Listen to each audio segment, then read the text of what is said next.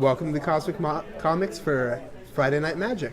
I'm Kagan Joyner, and I'm here with a special guest commentator, Brad McCarter. That's right. If you will remember Brad from our Legacy tournament on Saturday, where he was a finalist and is the proud new owner of a Tropical Island. Tropical Island. Very nice. I still have no idea what Barbarian Ring does, but that's not really important. Exactly. It's old cards. We don't need to worry about those. And we're playing Standard tonight, Exactly. as we do every Friday. A lot less complicated. And there'll be a lot less confusion tonight, for sure. All right, so our first round is featuring Dane Venowitz, and who was Dane's opponent? I believe Dane was playing against Woody. Right, Woody Sikowski. And I believe Woody was also, prior to the match, lamenting the fact that he has not had the best track record so far in feature matches. Oh, that's true. I remember, I think it was 2 weeks ago, him saying, I only lose in feature matches. Yeah, he came in with the same attitude. I was hearing that as well today. All right, excellent. Well, hopefully he bucked that train this time around. Exactly. He won round 1, so that's why we get to see him in round 2. Yeah, that's interesting. So Dane is on a primarily green. I think he's splashing a color here, color there out of the sideboard. But he's primarily on a green devotion deck. Okay. And then... is Woody still playing his red-black kill everything deck? No, Woody is actually transitioned to, I believe it's a black splashing white aggressive deck.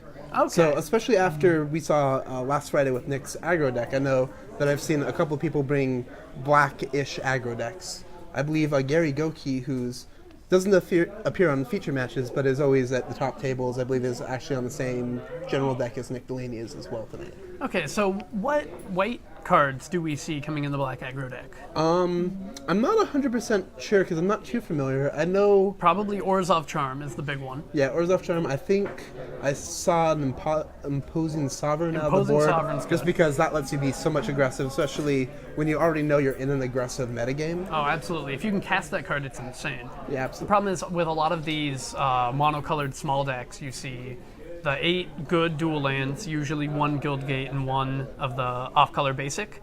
So with only 10 sources, it's not always easy to cast the 2-drops, which is why you see out of the white deck we get Zathrid Necromancers and Orzhov Charms. Yeah, but absolutely. in the black deck, you won't be seeing any Soldiers of the Pantheon. Yeah, exactly.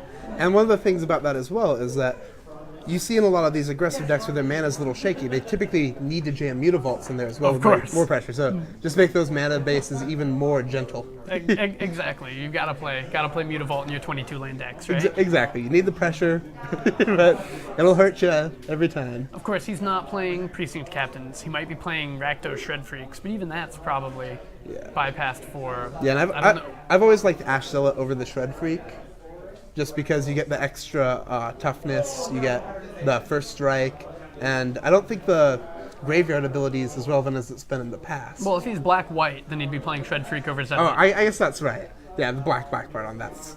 Yeah. Hybrid mana, I've only seen it in red decks. Yeah, that's part of the trick. I'm with you. So I'm looking forward to seeing what he Yeah, has. it should be an interesting match to see, but yeah, it's definitely Dane's going to be bigger, scarier monsters where Woody's going to just try to kill him as quickly as he can. Kill him as quickly as he can. Mogus Marauders for the win. Exactly. Are we ready to get this started? Yeah. All right. So we're going into game 1 here. We have Woody on the left and Dane on the right. Just resolving their mulligans. That's not a Hero of Lena Tower, is it? I really hope that's a Hero of Lena Tower. I believe it might be a Hero of Lena Tower. Oh, awesome. We did our bets among the store owners for which junk rare would be the one to be worth money at the end of the season, and I picked Hero of Lena Tower. All right, well, hopefully Dane will help enforce that for you and get a little artificial inflation going. Oh, absolutely. But it looks like he's taking a mulligan here, so that it will hurt his chances of this game and might even hurt the values of getting that guy up a little bit. Well, the thing you gotta love about that card is it's good on turn 1, but it's only okay on turn 1, and it's a 1-drop that's good late. Yeah. And those are highly valued and highly sought after. Yeah, especially in a green devotion style deck, you're able to generate huge amounts of mana.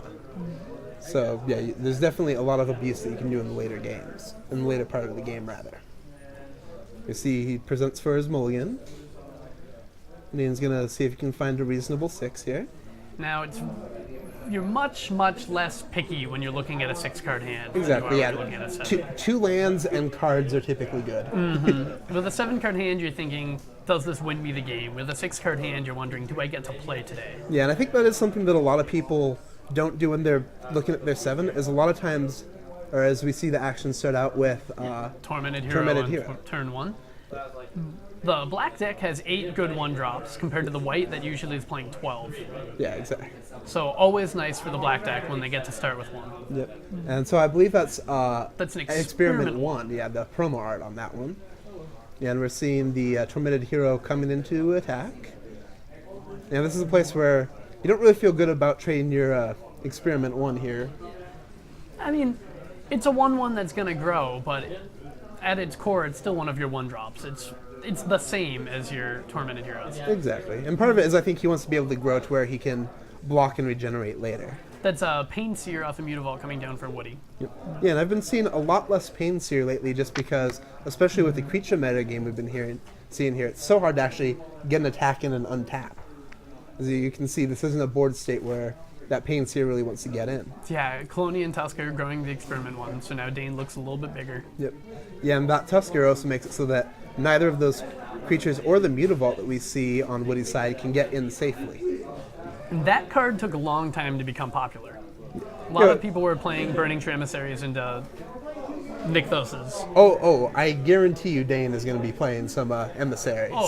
I'm certain that he is, but it took a while for Tusker to join the race. Exactly. And because he doesn't go directly off of the Emissary either, which is a little awkward sometimes, I'm sure.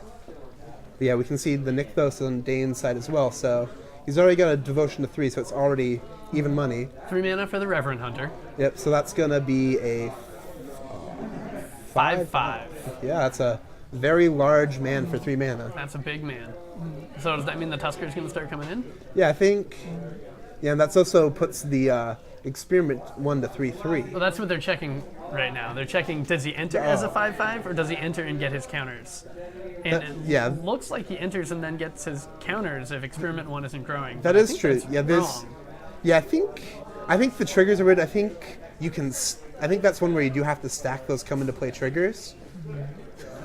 But Evolve, I don't think Evolve triggers unless it's bigger unless it's at the bigger. time. I So think if you it's might a be 1/1, correct. So then it would probably stay should not 2/2. be evolving.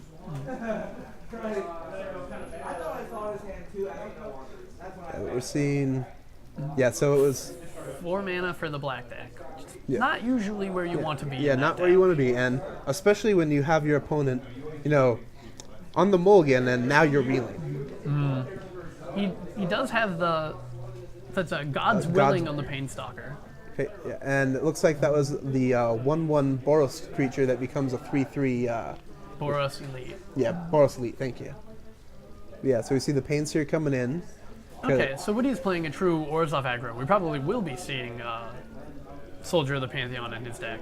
Oh yeah, no, I wasn't exactly sure because I know when I'd peered into him in the past, he was more of black base. And that's the Imposing Sovereign, which is insane when you're ahead on board. Yeah, Notably unfortunately, less so. exactly. Unfortunately, yeah, that's not the scenario we're in right now. Yeah, and he's not going to be doing a ton of defense. Yeah, so it'll be interesting to see if we see a little more aggression from Dane, because I think just attacking with the Tusker was a little conservative last turn. So Dane has 4 in his pool right now. Plays a Nykthos, gets rid of his old Nykthos. Yep. So Goes up to 6 in his pool. yeah, and that's one of the cute plays that you can do with the new Legend rule as well, where instead of destroying both, you can choose the one that gets sacrificed. And we can see the big impact in. That's the Nemesis of Mortals. Yeah. Yeah, so that's, I believe it's a 4/4 for 6, and then. It's a 5/5 for 6. Oh, 5/5 for 6. It has Monstrous 5 for 8 mana, but Yeah. both its casting cost and its monstrous cost get 1 reduction for each creature card in your graveyard. Yeah, and so we can see, though, there were no creature cards in Dane's graveyard. He just hard casting that guy out there. And now that's a 4/4 Experiment 1, a 5/5 Reverend Hunter, a 3/3 Colonian Tusker. And this is turn 4. No, this is turn 5, I lied. Yeah, and keep in mind that we have 2, 4, 5, 6 mana that comes off of that Nykthos as well. And That's probably a Mending Touch? interesting. No, maybe... Oh, Aspect of the Hydra. Oh, okay. That's a very powerful. Yeah, so Dane using some lesser seen cards here to confuse us a little while taking that victory. We'd be excited. I'm really hoping that there are charging badgers in Dane's deck, because I heard a rumor of a standard deck that was going by the name of Crouching Badger Hidden Hydra. I don't expect that Dane went that deep, but I don't know. Dane's... Yeah, you never know what insanity we might see here. And that's the thing, is an FNM, so there's a lot more room to experiment. So if there's a card that you're not sure whether or not it's going to work, it's a good place to go and have it not work and learn that. That's true. Gotta love those green decks. I'm the hugest green fan, because they get all the pesky permanent removal. Usually they have amazing sideboard options, although green kind of sucks this season. Yeah, it hasn't been the greatest, and it's interesting because I've always attributed that Mike Turian was always known on the Pro Tour during his day as the Green Mage. He was the guy who just played the more efficient creature than you and just spent the whole game having bigger creatures than you and not caring about the power of your spells. And I believe he now works at Wizards of the Coast and works in R&D, if I remember correctly. So, we get to see, that's the reason why we see cards like Tusker that you might not necessarily see a 3/3 for 2 in green. Although we have the 3/2 for 2 in the new set, Born of the Gods. So you can play as many 3-power green creatures as you want right now. Yeah, which is a very unique place that we've gotten to in Magic, where I remember when Watchwolf came out in the original Ravnica, it was groundbreaking, and people were like, this isn't even reasonable having a 3/3 for 2. Because, Gnarled Mass, which was a 3/3 for green 1, was played in block constructed as like a mainstay. But on the other hand, we have no Nantuko Shamans, we have no Kozali Pride Mages, no Acidic Slimes. That is true. So you don't just get to generate crazy card advantage with your green exactly. creatures. You have a lot less versatility with your green currently. It's more of just the biggest of the big. Giant dude turned sideways. Our 3-mana 5/5s that turn. That was pretty good. Yeah, and so we saw that was the whole story there, is that Dane was just bigger than Woody, and Woody doesn't have a lot of evasion. Like, he had to use the God Willing to get a guy through for pains here, but we're not seeing flyers or intimidate creatures. I assume out of the board we'll probably see Lifebane Zombie. Probably Lifebane Zombie. Probably a lot of Doomblades. Yes. Yeah, and that's the thing, is that's where that access to black is going to give you a bunch of removal to kind of catch up now and get your guys through, where you might not be main decking all of that removal normally. And that's one of the tricks. The Orzhov aggro deck loves Orzhov Charm because it's not dead against the control decks, and that's the theory behind it. But when your opponent is dropping 7/7s, your Orzhov Charm stops looking like a removal spell. Yeah, exactly. Yeah, so it'll be interesting to see what we see going into game 2, but I think we're about ready to see the video and see where we're going. Let's get this started. This time Woody will be on the draw. Yeah, and again... Or on the play, sorry. Yeah, and a big reflection is, again, all of that power that came from Dane was off of a mulligan as well. That's true. That's what happens when you have your one drop and you have a Nykthos. And we see a Godless Shrine shocking Woody, and then that same hero coming down. So how many one drops do you think Woody's playing in his deck? I haven't seen Rakdos Cackler yet, so I assume we wouldn't see that. I'd assume Soldier of the Pantheon if he's wider than we've seen before. That's an Elvish Mystic coming out of Dane, so he'll have 3 mana available on turn 2. Yeah. Unless it gets blown up. Which is a very fair option. Woody offers the trade. Yeah, which is reasonable because, in essence, you're taking away the mana and the devotion if he trades with you, which are both things you want him to keep him off of. A fair point. Reverend Hunter would do a good Nestian Courser impression here. Yeah, exactly. Exactly. Turn 2 is pretty powerful. Woody scries and keeps what I think was a Pharika's Cure on top. Okay, yeah, that could be a useful... Burning Tree into Burning Tree. Living the dream. Into Reverend Hunter. That is more than the dream. Okay, so when I said Nessian Courser, what I meant was, I don't know any green 7/7s, like Palaka Worm. Yeah, is Kalani Hydra 7/7? It's an 8/8. It's an 8/8, Yeah, but yeah, that's... See, that's 7, 8, 9, 10, 11, 12 power on the board for Dane on turn 2. That seems good. So you Orzhov Charm the Reverend Hunter. Exactly. And yeah, we're not in a world with damnation anymore, so I don't know how much catching up Woody's going to be able to do on this board. Because that's the thing, is even if you just kill that 7/7, you have 2 2/2s and a 1/1, and Dane, I believe, has 3 cards left in hand after spitting those guys out as well. Okay, that's the card I saw. It wasn't a Pharika's Cure, it was a Pain Seer. Pain Seer, okay. Yeah, very different impacts on the game. 3 mana for another Reverend Hunter. This one's a Kalani This Hydra. one is a Kalani Hydra. And yeah, we see the aggression coming in. Serve for 13? Yeah, that's... I mean, he can trade both his guys for the shamans, but I don't. I mean, then he's 2 Doomblades from being in the game. yeah, but I believe he may also be dead next turn if he doesn't have a Doomblade. Yeah, absolutely. We know he has God's Willing in his hand. So the trades for the shaman don't have to be exactly trades. That is true, and yeah, so he's going with the trade, and then Chump, and I assume he'd be protecting and getting the heroic as well off of the hero. Okay, so get Dane down to 17. Get himself up to 17. Yeah. Yeah, so they're just figuring out damage and triggers. So Dane, I assume, is going to pass the turn. yeah. And Woody, it looks like drew an... Zathrid Necromancer, so that'll let him chump block for Yeah, a I'll give him a while, little more time to catch up. but without some great grand plan for... Yeah, because it's not just enough to be in the game, you have to retake control of the board. Because you're not going to be sneaking in the damage at 17 to finish the game. It seems unlikely that Woody plays Elspeths, although not entirely impossible. Okay. Yeah, and it could... Yeah, and I don't see, if it were in your sideboard, I don't see this being the matchup where you bring in Elsbeth either. That's another Reverend Hunter. Yep. Yeah, and as we see, Dane continuing to count, because sometimes you just can't keep track of your devotion when it gets a little too high. It's 6 this time. Yeah. So it's actually less than it was last time. Serves again. Yeah. Woody, I see he has an Orzhov charm in his hand. Okay. But since he's going down to 10 life and he's staring down a bunch of 7/7s and 8/8s, Orzhov charm doesn't get you too far. Yeah, that is very true. It's gonna do you more worse than good. So we see the Tezzeret and an angel being humans today. Being zombies. Oh, zombies. Yeah, humans becoming zombies. Humans It's becoming good flavor. Zathrid Necromancer is a fantastic card. Exactly. Which is, of course, a rendition on the old Rotlung Reanimator, which used to make clerics into zombies. Okay. I was not aware of that. Yeah, there's an old zombie bridge deck that was very convoluted. Involved sacrificing your own zombies under an ensnaring bridge to drain your opponents out. So that might be a demon that Woody drew. Okay. Desecration demon. Which doesn't begin to get him out of this. Exactly, but it can at least trade for one of the guys in one of the big hunters and give them the opportunity to, again, 1-for-1 with our Doom Blades or other removal spells that might help us.